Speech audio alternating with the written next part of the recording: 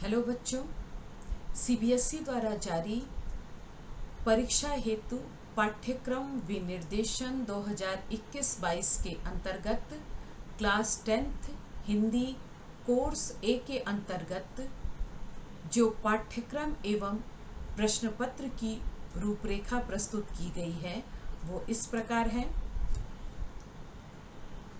संपूर्ण पाठ्यक्रम को 2 सत्र में विभाजित किया गया है और दोनों ही सत्र के प्रश्न पत्र 50-50 अंक के होंगे, जिसके अंतर्गत 40 अंक की लिखित परीक्षा होगी और 10 अंक का आंतरिक मूल्यांकन होगा। अर्थात दोनों ही सत्र में आंतरिक मूल्यांकन होगा।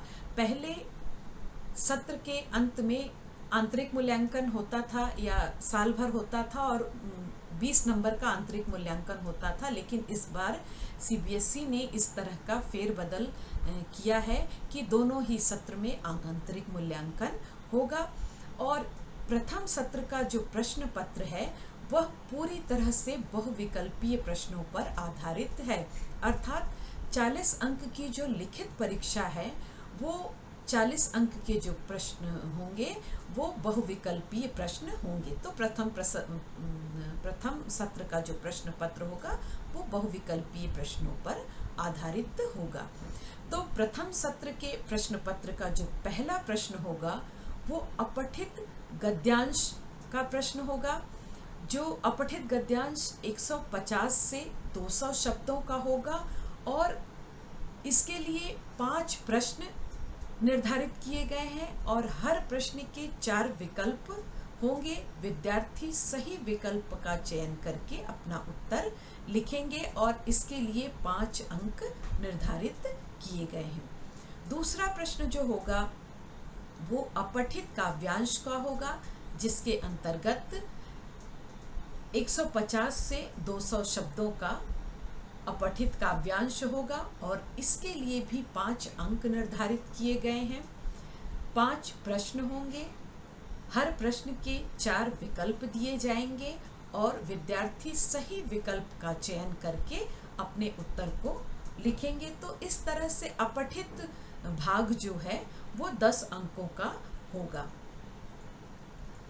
अगला प्रश्न जो होगा प्रश्न पत्र का वो व्याकरण से संबंधित होगा और व्याकरण के लिए कुल 16 अंक निर्धारित किए गए हैं। तो 16 अंक जो निर्धारित किए गए हैं तो विद्यार्थियों को 16 प्रश्नों का उत्तर देना होगा और हर प्रश्न बहुविकल्पीय होगा, जैसा कि मैंने आपको प्रारंभ में ही बताया है। लेकिन यहाँ एक परिवर्तन यह किया गया है कि 16 प्रश्नों के लिए 16 अंक के लिए 20 प्रश्न दिए जाएंगे। अर्थात हर प्रश्न के साथ एक अतिरिक्त प्रश्न होगा। तो व्याकरण में रचना के आधार पर वाक्य भेद के लिए 4 अंक निर्धारित किए गए हैं, वाच्य के लिए 4 अंक निर्धारित किए गए हैं, पद परिचय के लिए 4 अंक निर्धारित किए गए हैं एवं रस के लिए 4 अंक निर्धारित किए गए हैं। तो इस तरह से कुल अंक हुए 16, मतलब व्याकरण के लिए 16 अंक निर्धारित किए गए हैं। लेकिन 16 प्रश्न न होकर 20 प्रश्न दिए जाएंगे। ये विद्यार्थियों के लिए अच्छा अवसर है कि यदि उनके मन में किसी प्रकार की कोई दुविधा है या किसी प्रश्न का उत्तर उनसे नहीं बन रहा है तो वो एक अतिरिक्त प्रश्न जो होगा उसका चयन करके अपने उत्तर को लिख सकते हैं। तो हर प्रश्न के साथ 4 अंक के प्रश्न के लिए 5 प्रश्न दिए जाएंगे और हर प्रश्न के लिए 4 विकल्प दिए जाएंगे। विद्यार्थी सही विकल्प का चयन करके अपने उत्तर को लिखेंगे। तो इस तरह से 16 अंक जो हैं वो ग्रामर के लिए निर्धारित किए गए हैं और 10 अंक मैंने आपको बताया कि अपठित भाग के लिए। तो 16 और 10 हो गया 26 और उसके बाद 14 अंक पाठ्य पुस्तक क्षितिज भाग 2 के लिए निर्धारित किए गए हैं। तो इस तरह से 26 और 14 40 अंक हुए। तो क्षितिज भाग से किस तरह के प्रश्न आएंगे उसकी चर्चा हम लोग कर लेते हैं कि क्षितिज के जो गद्य खंड हैं उससे गद्यांश पर आधारित 5 बहुविकल्पीय प्रश्न आएंगे। और ये प्रश्न आप लोगों के लिए नया नहीं है। पठित गद्यांश के आधार पर आपने पिछली कक्षाओं से इस तरह के प्रश्नों को हल किया है। तो पठित गद्यांश के आधार पर 5 बहुविकल्पीय प्रश्न दिए जाएंगे और विद्यार्थी सही विकल्प का चयन करके अपने उत्तर को लिखेंगे।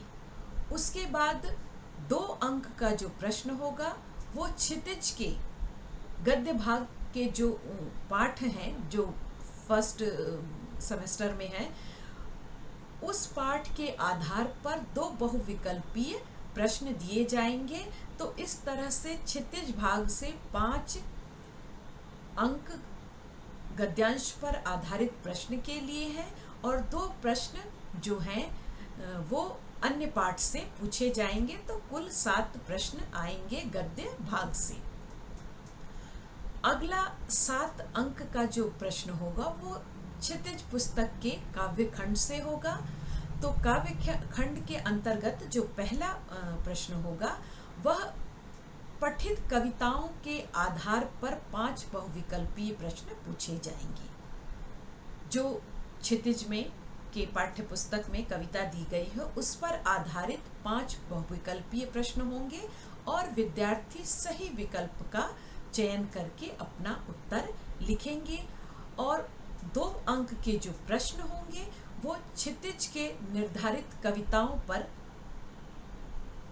2 प्रश्न होंगे कि जो क्षितिज भाग के काव्य खंड के अंतर्गत पाठ सम्मिलित किए गए हैं प्रथम सत्र में, उसमें से 2 अंक के प्रश्न आएंगे और विद्यार्थी ये दोनों प्रश्न भी बहुविकल्पीय प्रश्न होंगे और विद्यार्थी उन प्रश्नों का सही उत्तर लिखेंगे। तो ये प्रश्न पत्र के अंतर्गत अपठित भाग से 10 अंक के प्रश्न पूछे जाएंगे। व्याकरण से 16 अंक के प्रश्न पूछे जाएंगे, जो 10 और 16 26 हो गया। और 14 अंक के प्रश्न क्षितिज पुस्तक के गद्य खंड एवं काव्य खंड से पूछे जाएंगे। यहाँ एक बात बता दूं कि पूरक पुस्तक कृतिका से प्रथम सत्र में प्रश्न नहीं पूछे जाएंगे, बल्कि इस पुस्तक से द्वितीय सत्र में प्रश्न पूछे जाएंगे। तो इस तरह से 40 अंक की आप लोगों की ये लिखित परीक्षा होगी और 10 अंक का जो होगा वो आंतरिक मूल्यांकन होगा। और ये आंतरिक मूल्यांकन CBSE द्वारा जारी किए गए दिशा निर्देशों के आधार पर शिक्षक द्वारा विद्यार्थियों का मूल्यांकन किया जाएगा और उसके आधार पर अंक दिया जाएगा।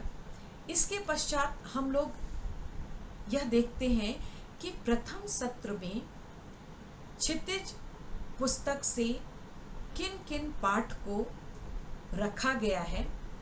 तो क्षितिज के गद्य खंड में 2 पाठ को रखा गया है, जिसमें स्वयं प्रकाश जी द्वारा रचित नेताजी का चश्मा एवं राम वृक्ष बेनीपुरी जी द्वारा लिखित बाल गोविंद भगत।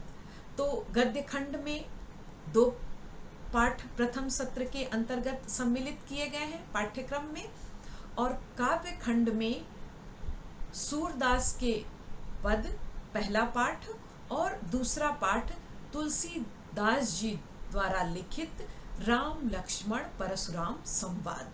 तो इस प्रकार से 2 गद्य खंड से पाठ्यक्रम में सम्मिलित किए गए हैं और 2 काव्य खंड से पाठ जो है वो पाठ्यक्रम में सम्मिलित किए गए हैं। इसके अतिरिक्त अपठित गद्यांश है, अपठित काव्यांश है और व्याकरण है। तो इस तरह से संपूर्ण पाठ्यक्रम को समझकर और प्रश्न पत्र के प्रारूप को समझकर विद्यार्थी परीक्षा की तैयारी करें बिना किसी भ्रम के। निश्चित रूप से इस पाठ्यक्रम की रूपरेखा और प्रश्न पत्र के प्रारूप को समझने के बाद आपके मन में किसी प्रकार की कोई शंका नहीं रह जाएगी और आप निश्चिंत होकर आराम से अपनी परीक्षा दे पाएंगे। धन्यवाद।